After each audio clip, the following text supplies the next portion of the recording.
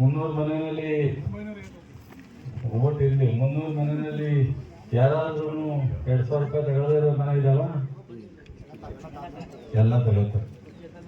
ಇಡೀ ಇತಿಹಾಸದಲ್ಲಿ 300 ಮನೆಗೂ 5 ಗ್ಯಾರಂಟಿ ಕೊಟ್ಟಿದ್ದು ಯಾವ್ದಾದ್ರು ಸರ್ಕಾರ ಐತೆ ಅಂದ್ರಮ್ಮ? ಅದು ಯಡಿಯೂರಪ್ಪ ಇರಲಿಲ್ಲ, ಬೊಮ್ಮಾಯಿ ಇರಲಿಲ್ಲ, ಕುಮಾರಸ್ವಾಮಿನೂ ಇರಲಿಲ್ಲ, ದೇವೇಗೌಡರು.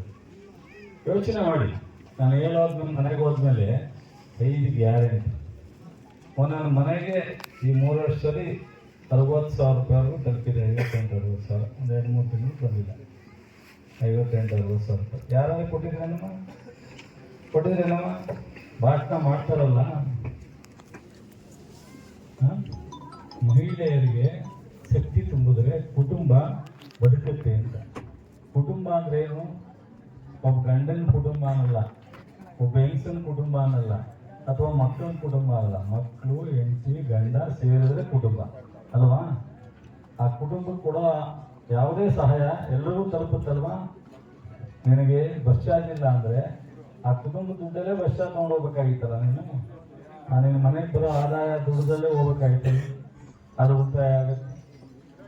ಕರೆಂಟ್ ಫ್ರೀ 2,000 ರೂಪಾಯಿ ದುಡ್ಡು, 5 kg ಅಕ್ಕಿ 5 kg ಅಕ್ಕಿ ಬಂದು ಕಿಟ್ಟು. ಯಾರು ಓದಿರೋ ನಿರುದ್ಯೋಗಿಗಿದ್ರೆ ಅದಕ್ಕೆ 3,000 ಮಾತಾಡ್ಬೋದು. ಜಾತಿ ಹೇಳಿ ಮಾತಾಡ್ತಾರೆ, ಪಕ್ಷ ಹೇಳಿ ಮಾತಾಡ್ತಾರೆ, ಅಥವಾ ಕಾಂಗ್ರೆಸ್ಸು ಹಿಂದೂ ಮುಸ್ಲಿಂ ಅಂತಾರೆ.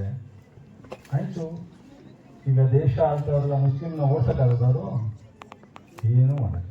ಇದೆಲ್ಲ ಅದು ಸ್ವಾತಂತ್ರ್ಯ ಬಂದ ಕಾಲದಲ್ಲಿ ಎಲ್ಲ ಅನ್ಯೋನ್ಯತೆ ಬದುಕಬೇಕು, ಜಾತ್ಯತೀತ ರಾಷ್ಟ್ರ ಅಂತ ಆಗಿದೆ.